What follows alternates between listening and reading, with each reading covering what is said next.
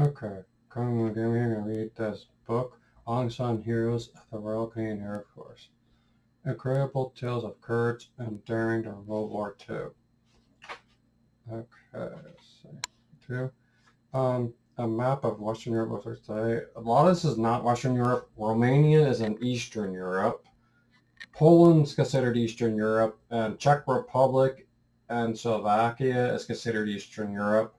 Hungary is considered Eastern Europe, uh, and there is no more Yugoslavia. That country ceased to exist in the year 2000, and this book was made in 2004. This map is not what it looks like today. They don't have and then Albania is Southern Europe, and Greece is Southern Europe, and then Denmark is Northern Europe. It's part of Scandinavia, and Norway is Northern Europe. Sweden is Northern Europe, and Lithuania, Latvia is Eastern Europe, and Finland's considered Northern Europe, and part of it Eastern Europe. All right, let's go. Prologue. The drizzle and British Columbia fogs and the doves and marks the road slick. My Chevy van ledged forward, carrying me to a venture to a dip in the pass. We will stand sharply in my memory, the driveway and the coast home and steep, and a gray-haired gentleman in his 80s meets me at the door with a smile. I've been told he is a hero, but to me he seems to play looks like someone's father or grandfather. Hi, Cynthia, he says, shaking my hand. Gross. Handshakes are disgusting. I am Ken Moore. His house is a warm and welcoming field with rich fabric and wood. There is a magnificent window in the front living room that reveals a breathtaking valley view. Ken sits on a couch across from me, and across from him a plastic bag filled with photos, newspaper clippings, and letters standing at the scrapbook will serve to document a life lived. Usually collections like these are given to me by family members anxious to request a life in their chapter, a loved one who has passed. But it is the case this man whose wife are here to talk a look at about is sitting in front of me, showing the scars of battle in his crisp eyes. He's ready to share his story. Finding through his collection of memorabilia a discovery of a citation signed by King George V. It's just King George. They spelt it wrong. Editor didn't do a good job with that. That's okay. Not many of those in existence, Ken says. Probably. He is, and there is a photo of my crew. He rattled off this names, drawings, attention to the mascot sitting in front center. Denny is the mascot's name. He is stuffed panda in full Air Force battle dress. Ken's voice cracks with emotion. We were never apart, you know. Commissions and non-commissioned officers alike. We ate, drank, played, flew, and even bunked together. It was against regulations, but they listened when I told the higher-ups it had to be that way. I swear it was only the reason why we survived. The RAF through the Canadians were young, high-spirited, and undisciplined, and those never have happened for the war. Heard us boys of us educated and were First Rubbish Shoal under royalty as well as military and political grants. He cites front over district and back 60 years the emotion code he was whispers he fled out of the 50th anniversary of D-Day. They were credit the 3 million visitors during that time, and we were expected that powerful flood. It seemed to catch us all by surprise. I guess it ruined a time together. We were just kids, you know. We just didn't know we were going anywhere, anything special. We were simply putting one foot in front of the other. And a Canadian history that changed the shape of the world. Chapter 1: The First Mission of a Rear Gunner. As he stands outside the Air Force hut, Larry Kramer looks southeast into the direction of Holland and Germany. It is even that the trees are bloody solid against the darkening sky. The world seemed to be losing clarity with the coming of twilight. Peaceful Larry thinks to himself, and it's almost nighttime. Larry is at the Aviation Air Force Base in York, England. He is the rest of the aircrew to embark on their freshman sortie to be part of a war effort. Larry feels his stomach doing cartwheels. He is up and pull a cigarette and the smoke and the tube, and to help the Allies win this war. The date is May 23rd, 1943, and the target is the mountains uh, fortress in Dortmund, Germany. The aircrew Halifax bomber, often called Kite or Heavy, is it's for the system. The bombers called it E for Edward and is standard with a parking bay close to just where Edward has spent some time done. Skipper pilot Ron skips on the English soil. For a moment he thinks of his folks back in Outford, northern Saskatchewan. Right about now, Pa will be milking the cows. Ma would be getting the darling out of the where at home. He's be cutting the bush, and so after briefing there was a short capital that the program begins, and earnest pilots, navigators consult together, shunning the flames averted by intelligence. The flames, the night colors for air. Craft lights were placed on a curtain. The lights changed for every operation as the code word for aborting the mission. After pre-flight, Larry makes his way back to the barracks to get the personal things in order. He takes a moment to write a letter home, puts his efforts together with the list of future ownership, and adds word through Larry feels like through he feels lonely and tries to ignore the measure through his mind. The prepares to kill and to be killed. Transport finally arrives to the cruise to the bank of the crucial and moments later, Larry slips up to his main rest to go. Keyboard maps, flashlights. Larry, under one arm, heads outside to feet to the kites. They fail to letter the air fog the cloud. It will be at 18,000 feet. As Larry rests afraid with a pocket and a rocket against his total cravat up against the stiff breeze. He can't attend the needing the pills, but figures it is better to have them on hand just in case. Soon the men are scrambling into their transport vans, ready to be moving again and soon awaiting. Larry clutches on the parachute, the 60-pound pounders of ammunition for his guns. As the vans process crew, Kit shouts off, "Keep your bottoms down and heads up, chaps, and then we will see you for tea." Finally, Larry and his fellow crew members are dropped off, and there's a freshman Operation Echo. from the tower. Larry climbs into the Halifax, moved over to the bomb load and squeezes through fuselage, positioning him into a real gunner complement is 6 feet. Larry is 6 feet and a half an inch, leaving no extra space.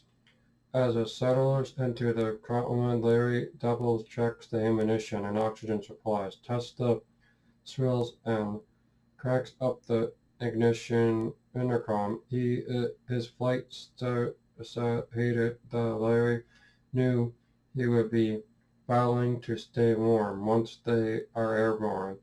One by one, the 7 crew members confirmed their readiness over the intercom. They were present to hesitate the tank through the corridor, certifying the turn of four 1,480 horsepower Rolls-Royce Merlin 22 engines. The ground crew hooked up the booster battery assembly to each engine in turn. A muffled, high-pitched whine begins as the propeller on the engine one begins to turn.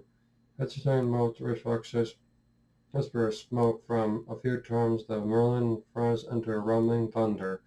But once more it's too late. He runs a gun check, then bounds forward to the touch, unveil the power of the piston engines, and he can feel the vibrations from the rest of the squadron kites as burrowing through a piece of asphalt, and then goggles turns the chance, and there will be alone for four 303 Browning machine guns as the only complements. Through the intercom, Larry hears the skipper report the tower that they are ready for takeoff. Bracing himself, he takes a deep breath. When they're okay, comes down. The skipper pilot offered parachute signs to the ground crew, who pulled the wheels chuck away from the move clear, pressure to brakes. Was in the direction of a few feet. The Merlin shaft over the rumble of the Halifax Rover 4 remembers the ground crew and give him the thumbs up. He returns the signal they have of the rest of the crew. Then the engine's noise comes up once again over the intercom. All set? Have we set? Peace them? Aye, skipper, it's ready outside. And I go right up. Push out, engage 3 degrees of flaps, just at the flashing green light on the windscreen at the hut beside the port. The sound of the engines burning into battle cry of power and port throttles to torque. The Halifax sets to escape the ground and wind from the propellers. Rushing in the aircraft, the roaring of the engines inside the brakes upon the cargo control. But Larry on the side, beneath the rising against Advent bomber later the headstone of the assembling in front of the side doorman over the hit for the English Channel and the raining contact. The first faint whisper of the cloud for the 13 fuel tanks and over 13,000 pounds, nearly 6,000 kilograms of bomb in the belly.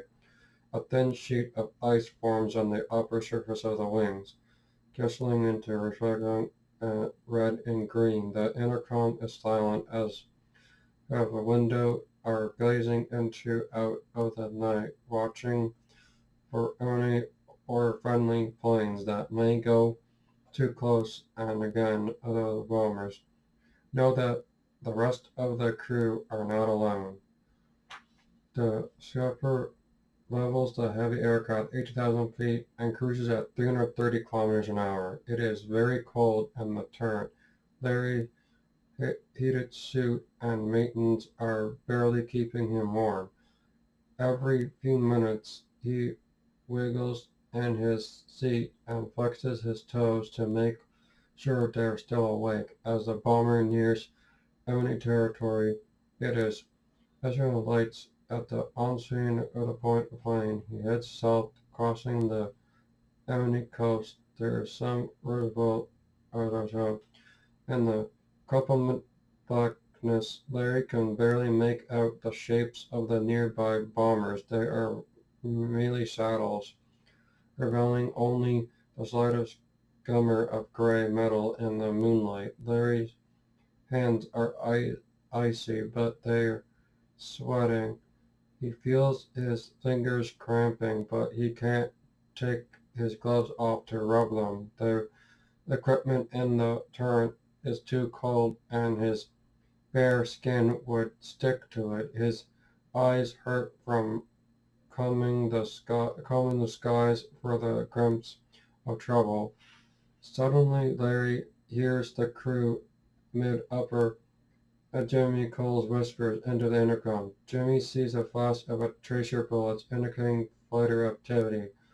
Ahead, Larry swivels his turret and notes the blue searchlights swearing the sky. For some searchlight over the crossing of 20 or more lights, one over the Lancaster bomber plane to the sky, while a red burst of flak from German anti-aircraft guns explode all over.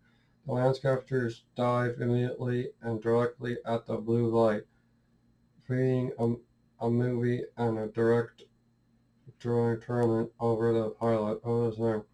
Everywhere Larry looked at the blown flash of flak and the Edward flying thick over the Larry hears the eyes away from the action below to keep looking for enemy fighters coming on above.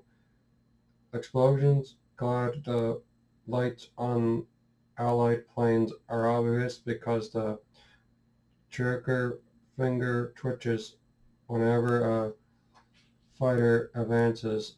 Everywhere near the muscle in his body is alert and ready.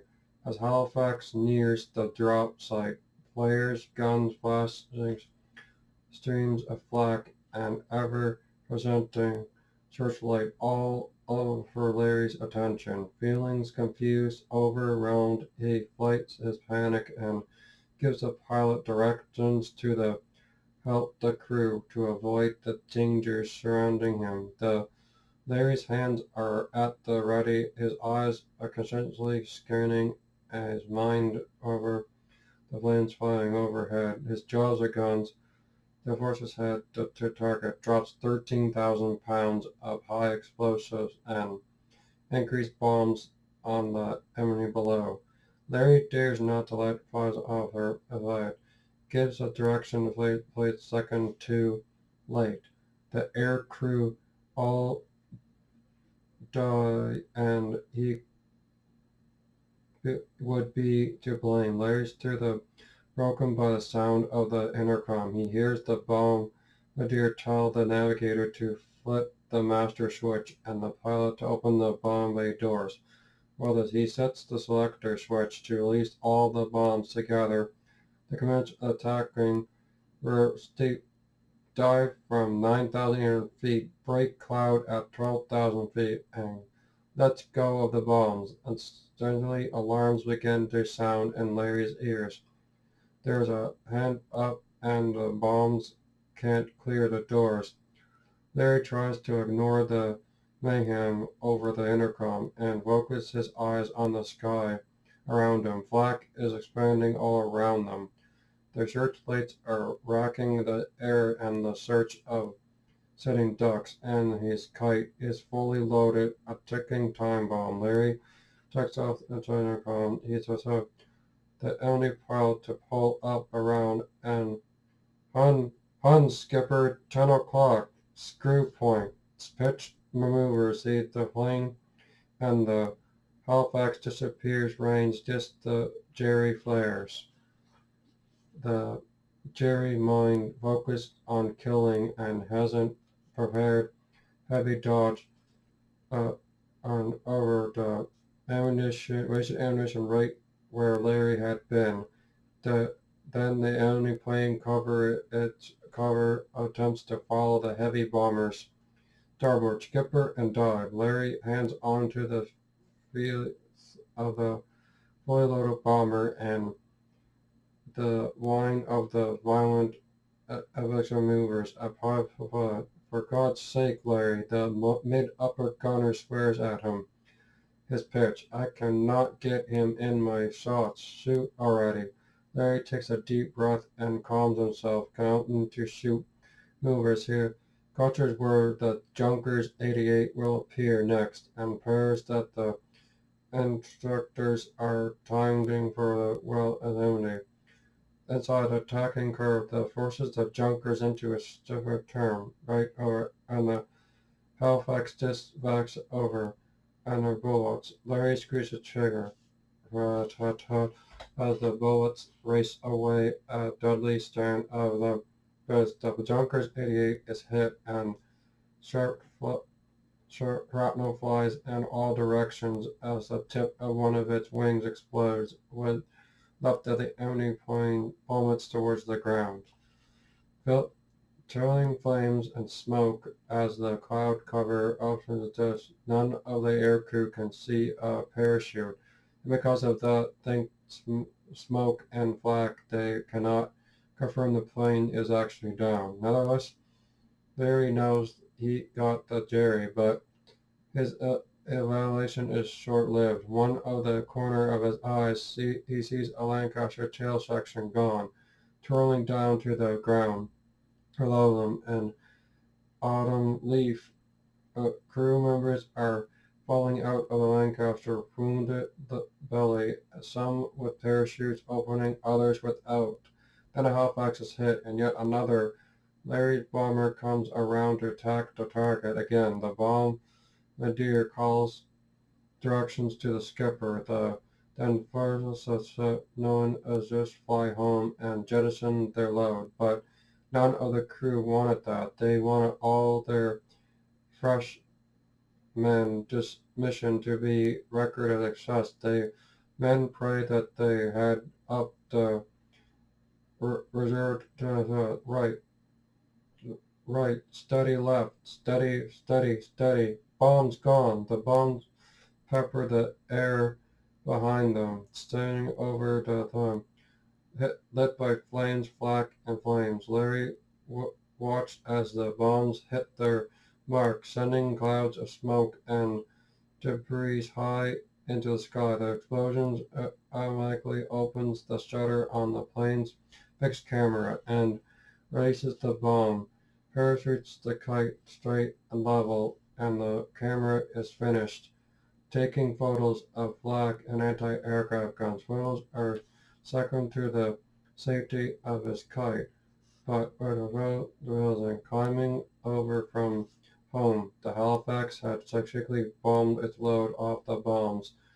That confirmed it that the Edward is one of 12 bombers that left evaluation with Flight A to join the 825 other planes from all over Britain. Of the 12, only 6 returned and was the flak, the Detroits, and other enemy aircraft that kept the returning crews on their toes. During the long loans and in the memory of bombs, fellow fighters falling aimlessly from air like dead leaves of autumn, and there is nothing Larry and his crew members can do for them. Whoever shot down put X's on their squadron photos under the young faces of the fallen.